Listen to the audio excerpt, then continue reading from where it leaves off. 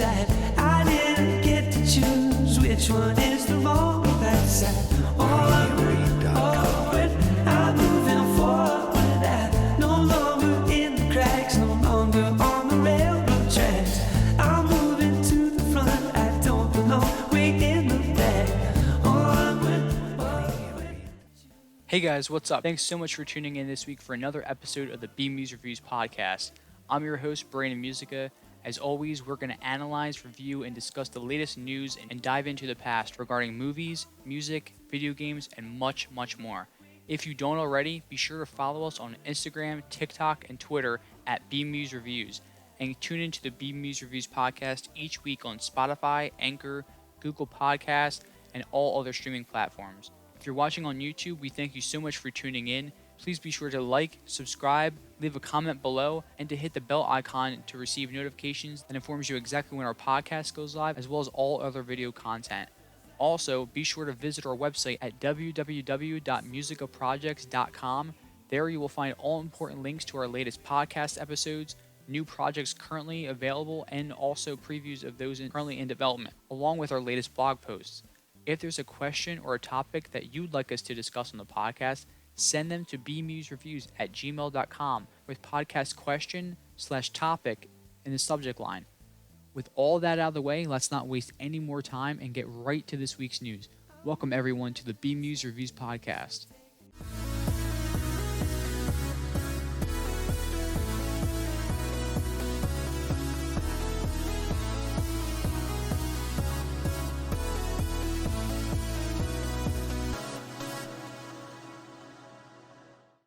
Let's not waste any time. Let's get right to this week's news.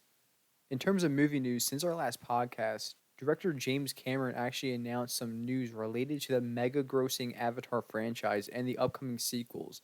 James Cameron revealed that Una Chaplin will appear in Avatar 4. For those of you who don't know, Una Chaplin is the daughter of actress Geraldine Chaplin, the granddaughter of English filmmaker and actor Charlie Chaplin, and she's also the great-granddaughter of Irish-American playwright Eugene O'Neill. Avatar 4 will also be featuring a big time jump into the future, and also, in addition to all of that, James Cameron also revealed that Avatar 5, the setting of the film, will be Earth-bound. So we will be returning from Pandora back to planet Earth, where the story originally started in Avatar 5. Obviously, in the first Avatar film, the whole movie takes place on Pandora, but the whole premise of the first movie was, human civilization having to leave the home planet of planet Earth. And in the second film, the most recent film, Way of Water, you see, since the time has passed, since the first film and the second film, Jake Sully and his family have really come to understand more about what humans are like, where humans come from, and why they do the things that they do, especially in terms of attacking Pandora and looking for resources and looking for ways to sustain their own ways of life, just as the many cultures throughout the planet of Pandora. So it's going to be really interesting to see where this franchise goes. I absolutely love the Avatar franchise. The Way of Water I thought was just unbelievable. Loved it even more than the first one. And I honestly cannot wait for the third film. Waiting for more news to come out about the third film. It's funny that the movie news surrounding the Avatar franchise that we get actually is related to the fourth and fifth films, while we're waiting for the third film. But any news is good news. With regard to Avatar, I feel like franchises print money at this point. It's unbelievable. And this is the fact that they have 3 more films to go, and I'm sure they won't stop there. I'm sure that James Cameron and Disney, they will continue to make these movies for years to come. I don't see it going anywhere, but really excited to hear this news. This news is really exciting. I just wanted to share it. Una Chaplin will be in Avatar 4, and we will be getting a big time jump for that film as well. And the Avatar 5 will be set on planet Earth. It's exciting to hear this news, and I'm honestly really looking forward to seeing where the Avatar franchise goes. Are you a fan of the Avatar franchise? Did you get a chance to see Avatar: The Way of Water? If you have not, definitely be sure to check it out. Be sure to check out both films. The franchise is killer. If you did get a chance to see the films and you are a fan of the franchise and you are interested in seeing the upcoming sequels, what are your thoughts regarding this news? Be sure to write to me and let me know your thoughts. All right, our next topic for movie news in this week's podcast, James Gunn is set to direct Superman Legacy, the film that will kick off the newly established DCU that is being run and James Gunn heads himself along with Peter Safran. James Gunn is set to direct this film, Superman Legacy. It will kick off the DCU. The script, which James Gunn has shared via social media, the script is complete. He's very honored to have had the opportunity to write this script, to work on this project that will ultimately kick off the DCU, as he announced a few months ago. The movie is now in pre-production. Pre-production is now underway, and I'm sure that Gunn is very close to identifying his Clark Kent if he has not already. Absolutely cannot wait for this film. Really looking forward to seeing where they go with this. James Gunn is a very creative mind. Absolutely loved Suicide Squad, loved Peacemaker. Really looking forward to season 2, hoping we still get that. Really looking forward to seeing what he does. The jury's out. I'm not going to judge any content until I see it. All the news and stuff that comes up before, having the chance to see the films, even trailers, even trailers, a lot of times there can be a bad trailer and it just does not do the movie justice. When this movie comes out, I will be a judge then. Until then, looking forward to seeing more news that comes out about this and about all of the DC projects that are upcoming. Gunn himself is writing and directing many of those projects. He is the creative lead for DC, and Peter Safran, he's mentioned, does all the business and all the stuff that he does not want to deal with. He just wants to, play with his toys and go to work at the writer's desk. Looking forward to seeing this film, Superman Legacy. All right, our next topic today, going to do a retro review. It's been a little while since we did a retro review segment here on the podcast, and I will do my best to keep this a regular segment. For this week's retro review, we're going to take a trip back in time and take a look at the film The Bodyguard. This film was released in 1992 and stars Whitney Houston and Kevin Costner. The tagline for this film reads, "A former Secret Service agent takes on the job of a bodyguard to an R&B singer whose lifestyle is most unlike a president's." I decided to watch this film upon seeing the recent Whitney Houston biopic, I Want to Dance with Somebody, and especially considering the fact that I had never seen this film before. The film is obviously referenced in the biopic, and I got to tell you, I really enjoyed this film. I highly recommend it to anybody like me who has never seen the film, never had the chance to watch it. Kevin Costner and Whitney Houston truly displayed some wonderful on-screen chemistry. The story itself is very compelling, and ultimately, the film has a lot of heart. It has a lot of heart, and it will keep you on your toes the entire time. It's actually really a suspenseful, thrilling movie at times as well.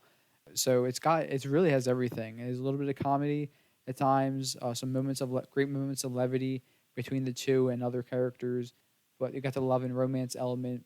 You have a great drama and some great action sequences in this film. I highly recommend it. They don't make movies like this anymore, sadly. Luckily in this past year, we did get a few throwback, I would say, like 90s style films in terms of writing and just the, get you in, get you out, simple, concise story, but it's very well done and very well executed. It doesn't try to do too much. It's always nice to see a refreshing film like this. If you have not seen this film, definitely be sure to check it out. The Bodyguard, starring Whitney Houston and Kevin Costner. All right, and to kick off this podcast episode's film reviews, number 1, the first film we're going to review today is 65. Recently had a chance to see this film in theaters. This film is written and directed by Scott Beck and Brian Woods and stars Adam Driver and Ariana Greenblatt. 65 focuses on an astronaut who crash lands on a mysterious planet only to discover that he is not alone. I gotta tell you, I really enjoyed this film. Adam Driver delivers a stellar physical performance, and this movie is honestly just a solid sci-fi thriller adventure all the way around. A lot of people were crapping on this movie, and I don't understand why.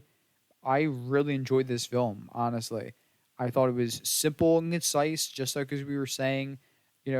I do really enjoy when movies are, an hour and a half to an hour and 40 minutes, and it's a simple story, but it's also well executed. It's not over the top. It might not be, you know, an Oscar winning 5-star performance from anyone in the film or an Academy Award winning script or anything like that, but at the end of the day, it's a very entertaining film, and I was on the edge of my seat the entire way through. That's all you can really ask for with a movie like, especially when people pay their hard-earned money, they take the time out of their day to go see a film. When you go to the movies to be entertained, and this movie really does deliver all of that. Also thought that the story itself was surprisingly sincere and tragic. I would definitely recommend this one. If you have not checked this film out, definitely be sure to check this one out. Definitely be sure to write to me, let me know your thoughts, and comment below if you're watching on YouTube. All right, our next film review today, Shazam: Fury of the Gods, directed by David F. Sandberg, starring Zachary Levi, Lucy Liu, and Helen Mirren. The tagline for this film reads, "The film continues the story of teenage Billy Batson, who, upon reciting the magic word Shazam, is transformed into his adult superhero alter ego, Shazam." I've honestly found this film to be a fun, worthy sequel. Many did not enjoy it. Many were split on the movie, to be honest. But gauging reactions over social media and talking to some colleagues and friends. To be honest, from my own perspective, I really enjoy seeing Zachary Levi in this role. I think he performed well as Shazam on screen. Although there are, some definite cheesy, over the top moments throughout the film, I thought that the addition of Helen Mirren and Lucy Liu as the villains in this film definitely served as the overall stabilizing force that it needed. That said, will they make more of these films? I don't know. I can't be certain. We'll have to see. I definitely don't think the box office numbers were anywhere near remotely what the studio had anticipated, let alone hoped for. So, I mean, will there be a third Shazam film? I don't know. I would say no, but stranger things have happened, so we'll see. But with that being said, curious to know what your thoughts are. If you got a chance to see Shazam: Fury of the Gods, be sure to write to me. Let me know your thoughts. All right, our next film review today is for Paint. This film is written and directed by Britt McAdams. Paint stars Owen Wilson as Carl Nargle, Vermont's #1 public television painter, who is convinced that he has it all: a signature perm, a custom van, and fans that hang on his every stroke, until a younger, better artist steals everything and everyone that Carl loves. I actually had a chance to attend the Regal Mystery Movie. I actually got a chance to see this film way in advance. And I got to tell you, I really enjoyed this film. This film is a dark comedy gem and has all the makings of a cult classic. The screenplay I found to be prolific and just outright absurd. That really, they just don't make movies like this anymore. Hollywood does not make movies like this anymore. This was really refreshing. This is this is one that could definitely make or break careers, but I really applaud the creative choices, the creative liberty just to make this movie for everyone involved, all the cast and crew. This film will definitely take you to a special place. I definitely recommend checking this one out. This was different for sure, but I truly do appreciate when movies are original at the end of the day, creative and original, and it gives you something fresh on screen. They're not all hits. Some may miss, but at the same time, movies are subjective, and just because I may not like a movie or I may love a movie does not necessarily at all mean that you'll feel the same. So I always recommend checking out all these films just because my interpretation and my own perspective may vastly differ from yours, but at the end of the day, it's always great to talk and have a discussion about what we all love and what we all may not have liked about the movie, what we wanted to be different, what we might have hoped for in the future, stuff like that. It can all be in good fun, and at the end of the day, it's your own opinion. But it's always great to at least take the time to appreciate, expose yourself to various kinds of art there are. There's such a diverse catalog of movies that have come out, especially over the past year. Many surprises. Barbarian definitely sticks out as one. Just some really, really awesome films that have come out. So definitely support these films for sure. And always write to me. Let me know your thoughts. All right, our next film review today is for John Wick Chapter 4, directed by Chad Stahelski, starring Keanu Reeves, Bill Skarsgård, Donnie Yen, Ian McShane, and Lawrence Fishburne. In John Wick 4, John Wick uncovers a path to defeating the High Table, but before he can earn his freedom, Wick must face off against a new enemy with powerful alliances across the globe and forces that turn old friends into foes. Straight up, hands down, one of the greatest action films I have ever seen. Seeing John Wick 4 in theaters is just epic. Keanu Reeves and Ian McShane are superb as always. Bill Skarsgård, absolute grade A villain. Donnie Yen just turns in an elite all-star performance in this film as well. Really, really an unsung hero of this film. Go see this movie on the big screen if you have not already. John Wick Chapter 4, hands down the best in the franchise so far, in my opinion. Love this franchise, and the fact that it keeps on topping itself and raising its own bar. It's almost, I'm at a loss of words to describe how difficult that task really is, but it just continues to do it. And I really I tip my cap to them, the entire cast and crew working on these films. And I hope that it's not the end of the John Wick franchise. I really do hope that we see more within it. I know we're getting a TV series that we definitely want to check out. Yeah, man, where it's just unbelievable. Absolutely unbelievable. Some of the action sequences just blew my mind. Absolutely blew my mind. There's one in particular. It's like a 7-minute scene. It's like an aerial shot, and it just looks like a. It reminds me of honestly like a PlayStation 1 game, like the old school, like the tank controls that that we used to have to do, like the Resident Evil style or the Silent Hill. It's like it was like Dino Crisis, all kinds of those like games. Like it was just so different. I had never seen anything like that. The whole movie was just the whole gun fu. I'm all for it. I mean, it was just this franchise nails it, and I cannot wait to own this on physical media, and I cannot wait to watch this 1,000 more times. John Wick 4 is tremendous, brings all the juice. If you have not already, like I said, be sure to check this one out in theaters on the big screen while you still have the opportunity, and be sure to write to me when you have seen it. Let me know your thoughts. All right, our next film review today is Air, written by Alex Convery and directed by Ben Affleck. Air follows the history of shoe salesman Sonny Vaccaro and how he led Nike in its pursuit of the greatest athlete in the history of basketball, Michael Jordan.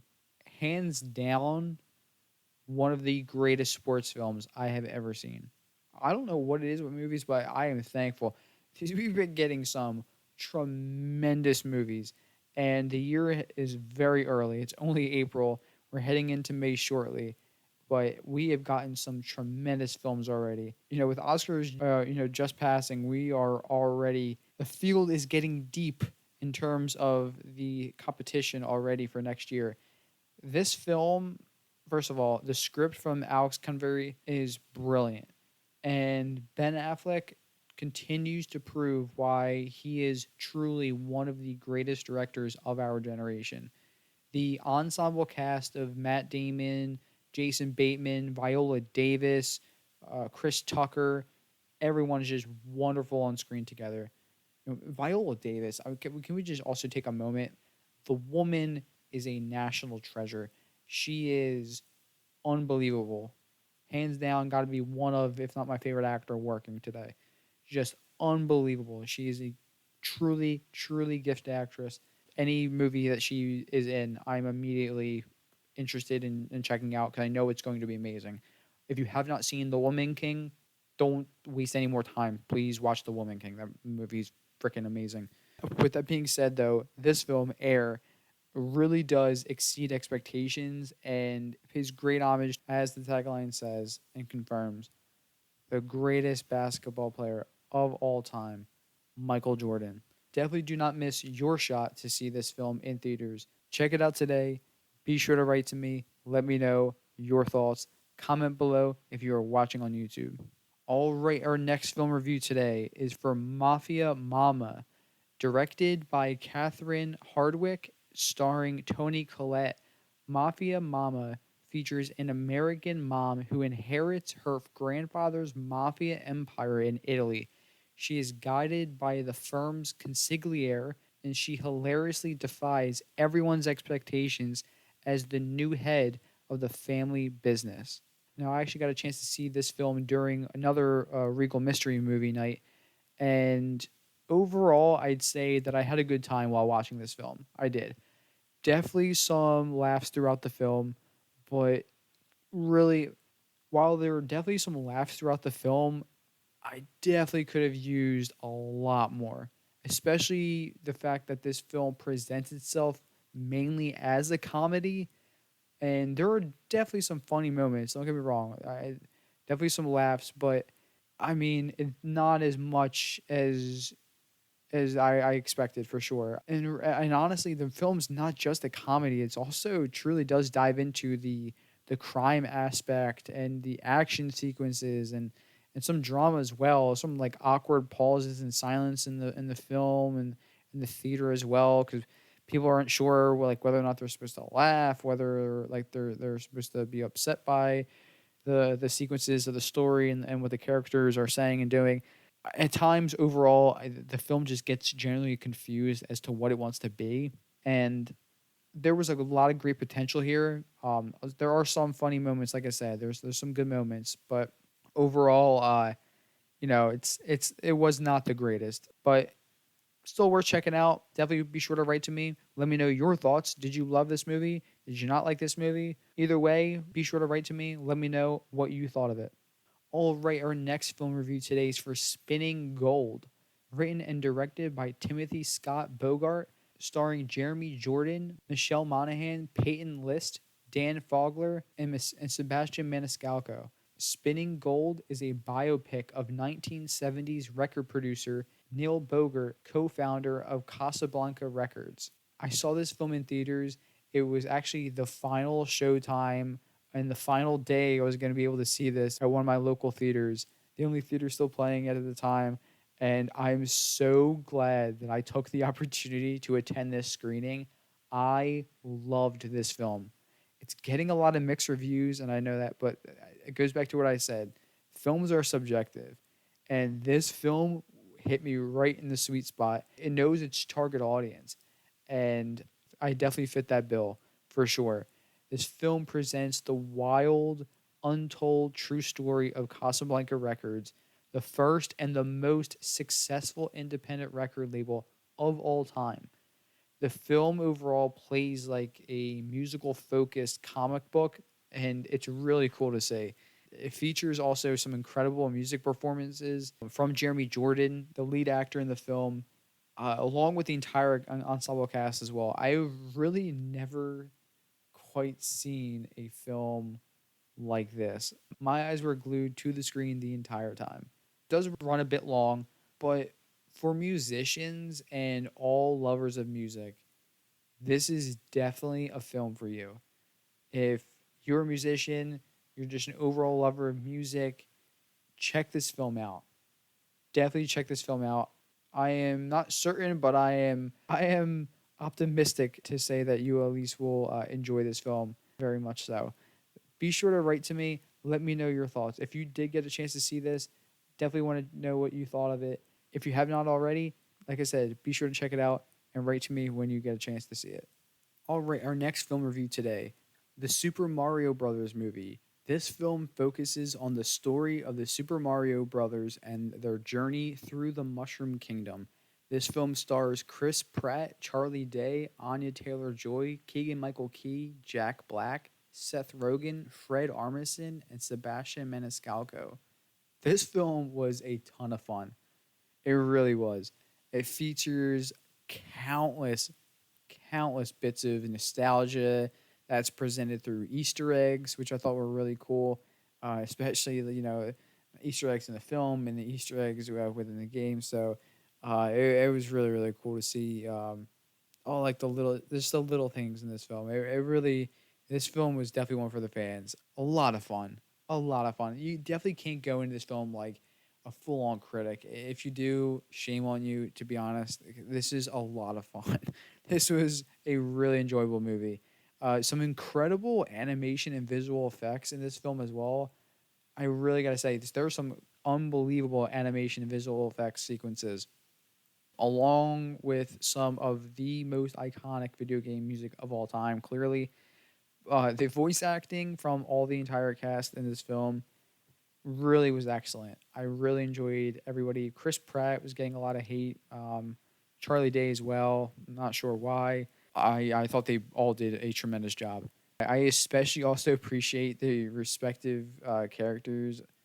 I thought honestly, I thought it was a really good choice to have the actors play the characters that they were. I thought that they were all very well represented. I thought all of the respective characters in the Nintendo Mario universe that are included in this film, I thought all the characters are very well represented by the actors and their iconic voices and their distinct personalities that fit the characters, especially Seth Rogen as Donkey Kong. I mean I thought that was perfect.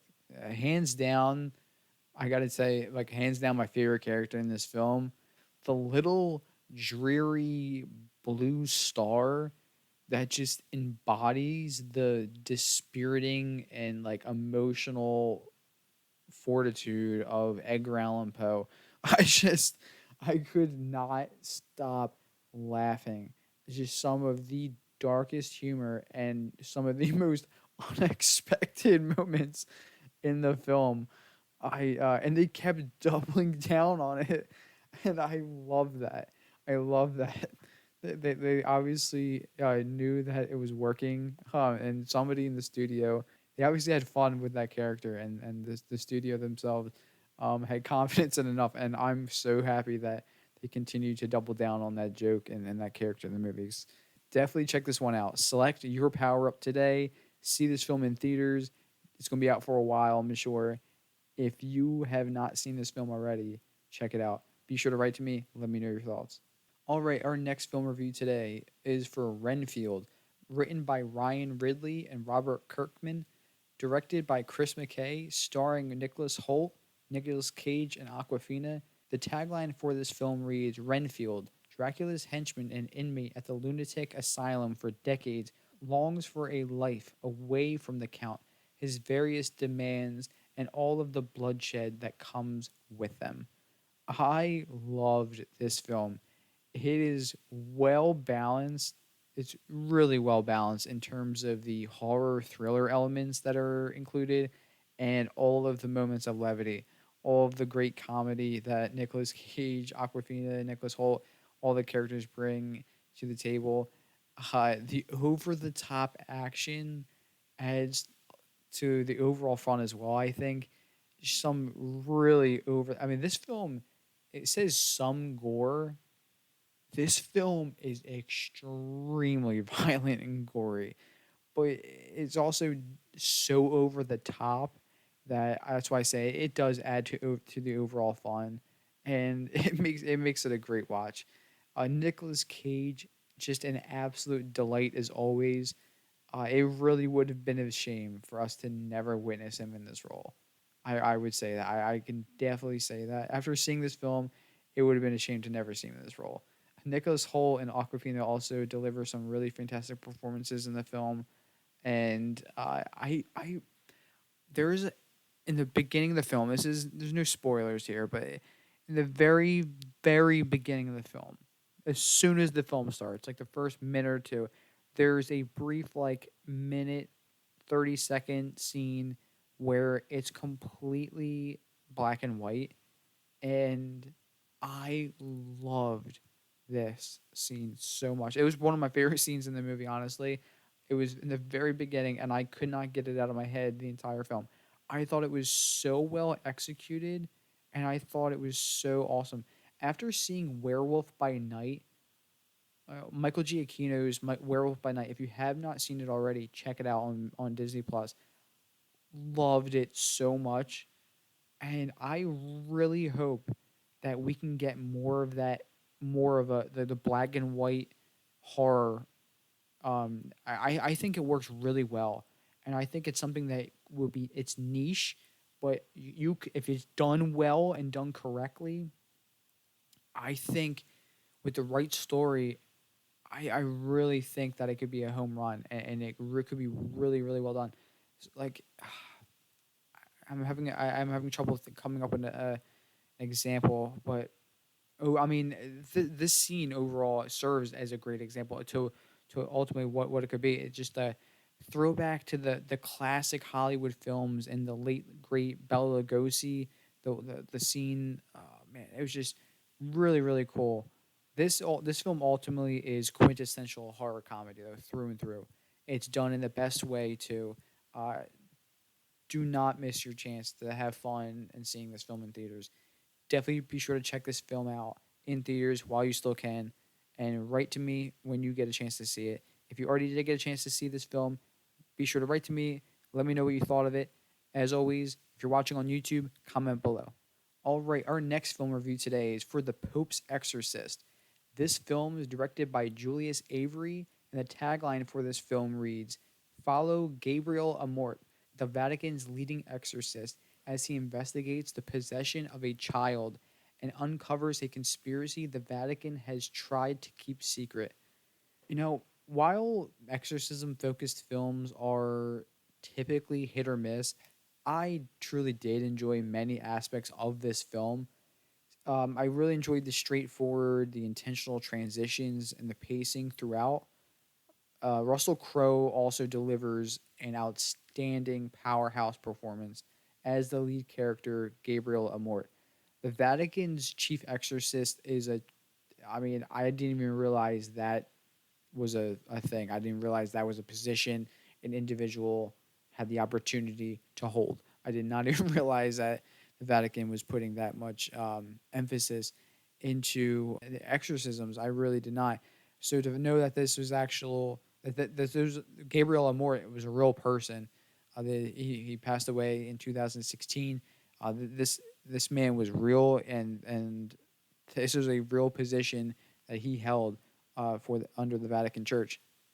Some of the CGI and the visual effects in this film do look a bit rough and unfinished at times. The film though overall seems just like a classic case of too many cooks in the kitchen. And while watching it, just there's so much potential here for for a really great film, and it's not a bad film. It was a good film, I thought. I think it's a good film. I thought it could be so much better. With that said, overall though, while The Pope's Exorcist is not the greatest film, it does add some interesting theological elements to the horror thriller subgenre of the Exorcist type of films.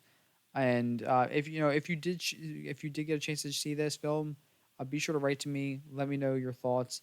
The film ultimately reminds me, like, if you, I'm not sure if you've never seen the film The Right, starring Anthony Hopkins, and if you're a fan of, especially if you're a fan of exorcism type of films, be sure to check that film out.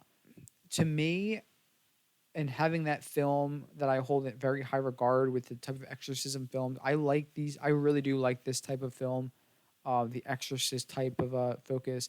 It's really interesting to me, and although I'm biased a little bit because of my fandom for that type of film, The Right specifically. First of all, it's a PG-13 film, but even with that said, the film is very well executed, and it presents a much stronger horror, suspense, and overall darkness than this film does. The Pope's Exorcist, I mean, honestly, at times it reminds me of like there's some real campiness to it, and it reminds me of like that, reminded me like a Van Helsing in a way, where it was a lot of fantasy type of elements, which I thought were interesting. It was just not what I expected, and I definitely, for The Right to be, rated PG-13 and to be an exorcism film, and this film to be an exorcist film but rated R, The Right, in my opinion, is much scarier. It's a much more traditional horror film, while The Pope's Exorcist definitely has some of the creepy horror elements at times. Mainly, I think that the film is more so on the side of the Constantine, Van Helsing, the fantasy kind of realm, if you will. But overall, I did enjoy the film. Curious to know what your thoughts are. Did you get a chance to see The Pope's Exorcist in theaters? If not, check it out. If you did get a chance to see it, be sure to write to me. Let me know your thoughts. Had the opportunity to attend an early access screening of Are You There, God? It's Me, Margaret. And although I've never read this book, I did attend the screening with a few fans of the book, and really did enjoy this film. We all enjoyed this film, I myself included. Although the process of developing, on-screen adaptations of treasured children's stories definitely can prove dicey. It can prove to be a very difficult task at times, but this film really succeeds. It remains true to the original source material throughout. I talked to a lot of individuals who have read the book and have seen this movie, who had the chance to attend the screening, who read the book, and they all said the same thing. They really enjoyed this movie, and it really did stay true to the original book as well. Abby Ryder Fortson, Rachel McAdams, and Benny Safdie, they truly all three who truly create a charming family unit that's on screen together. And Kathy Bates as Grandmom Sylvia steals the show. Love Kathy Bates, absolute national treasure, and I just loved her in this film. I thought she was fantastic, presented a fantastic performance on screen. The 1970s costume and set design were flawless as well, and truly do bring the period of the film and its setting overall to life.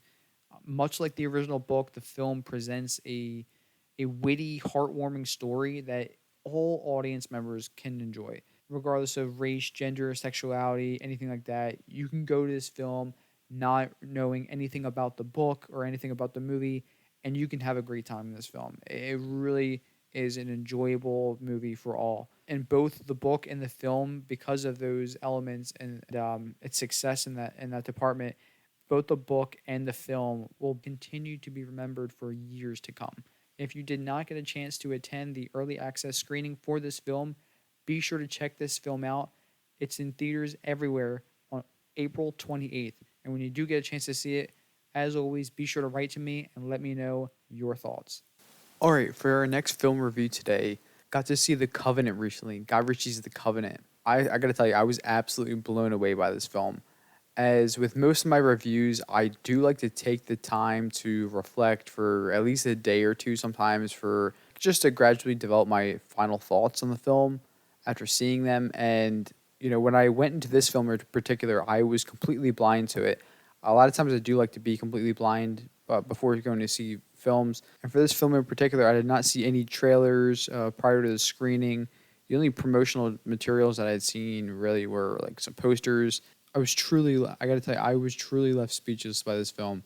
Jake Gyllenhaal and Dar Salim, both just outstanding performances in this film, both delivering Oscar-worthy performances. Guy Ritchie presents just a heart-pounding thriller, and the movie really just will grasp you as tight as it can. And from beginning to end, it's just the on-screen bond that's shared between Gyllenhaal and Salim. I mean, really, really unbelievable. The cinematography as well, just captivating. The music in the movie, this is the overall score. It's atmospheric and elevates every single scene. Evokes a lot of emotion. Really propels all the dialogue and the actions of every single scene for sure. I highly, highly recommend checking this film out on the biggest screen possible in the loudest theater that you can possibly find. Do not miss the chance to see this film in theaters. I definitely recommend checking it out. Guy Ritchie's The Covenant is BMuz Reviews approved 100%. And our final film review today, recently got a chance to see Chevalier. This movie, I mean, I'm so, so glad that I went to see this film. So glad that I did not miss the opportunity to see this film. It is exciting, it's majestic, and it honestly provides audiences with a really captivating story. It's inspired by the life of Joseph Bologna, the Chevalier de Saint George. I still cannot believe that I was unaware of this story of the man's life prior to seeing this film. This is a story that I believe everyone should know. It should be known by all, and the fact that we didn't learn this in history class, it's amazing. It really is. Kelvin Harrison Jr. and Samara Weaving both deliver fantastic performances, along with the entire rest of the ensemble cast. The music and the composition for the film is just incredible as well. It's just an unbelievable job well done. The entire cast and crew, costumes and makeup, the set design, art piece in itself. Absolute art piece in itself. The historical biopic genre is tricky, but it's really one of my favorite genres overall. And when it's well executed, like this film Chevalier, you can't ask for much more than that. This film's runtime is only about like an hour and 45, I think an hour and 47 minutes.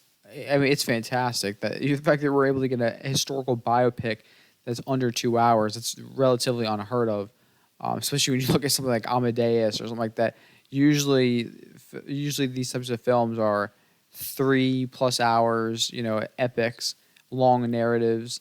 But I would have been fine with it because this film had me glued to the screen. I was really intrigued by the story of this man and all the circumstances regarding his life. I would have been thrilled with a 3-hour epic of this film, like I said, or like a mini series even.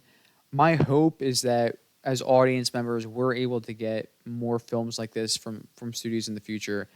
Moving forward, I would really like to see more projects like this. I'm really grateful that we had that as audience members, we had the opportunity to see this film.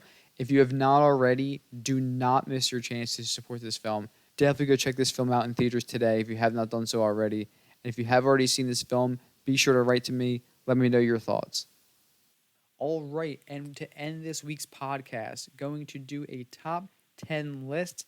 For this week's top 10 list, going to count down the top 10 guilty pleasure films for myself. My top 10 guilty pleasure films that are generally considered not great, but the films that I will go to time and time again, and I will watch repeatedly without any remorse or any apology to others. And just because there are so many to choose from, I had a hard time narrowing it down to 10, so there actually is a bonus one this week. Kicking it off with number 11 on our list. Number 11, Balls of Fury. If you have never seen this film, please do me a favor and watch this film. It is hysterical. It is the epitome of stupid comedies, but I love this film. It is fantastic. Great villain. Don't look at the cast. If you don't know who's in this film, my recommendation is don't even look at the cast. Don't look at the trailer. Just go in blind to see this film. It is hysterical. One of my favorites and is very quotable. Balls of Fury comes in at number 11 on our list. Number 10 on our list, and another quotable comedy from the 90s that a lot of people do not like, but will go back to all the time and put on, is Biodome. I absolutely love this film. Stupid comedy, as I said, but I mean, one that just never gets old. Number 9 on our list, The Haunting. This is a horror film that a lot of people do not talk about. Stars Owen Wilson, Catherine Zeta-Jones, and Liam Neeson. This film is definitely different, but I really do enjoy this film. Definitely did enjoy this film, and I go back to it all the time. It'll especially be interesting to see Owen Wilson return to a haunted mansion setting this summer in the haunted mansion as well. Number 8 on the list, sticking with horror, is Stay Alive, the actually one and only film that Disney has ever created that is a horror film. The only R-rated horror film that Disney has ever created. Fun fact. But Stay Alive is a bit different. But I like it for that. You know, if you have to stay alive in the video game that you play online with your friends and to stay alive in real life. Different concept, and it was very, very early 2000s. So the whole online video game, you know, on the consoles, it was really just taking off Xbox, you know, live. It wasn't even a thought. This was like as PS2 was like just, you know, still in its heyday. So definitely a movie that was for its time, I'd say. If it came out maybe about 5 to 10 years later, I think it would have been a lot more successful. But it's one that a lot of people overlook, but one that I really do enjoy. Stay Alive comes in at number 8 on our list. Number 7 on the list, Bedtime Stories. Huge fan of Adam Sandler, and honestly, I remember seeing this film in theaters, and I really enjoyed it. I've always enjoyed this film ever since. It's really fun. It's really creative, and I know that Adam Sandler, you know, decided to work on this film, you know, after having, you know, small kids of his own. You know, it's just really, really a heartwarming movie, and it's a great story. It's one for everyone, one that all can enjoy. Speaking of movies that all can enjoy, number 6 on our list, Sky High. Why and how in the world this never got a sequel, beyond me. All the crazy crap that we get sequels for that nobody asked for.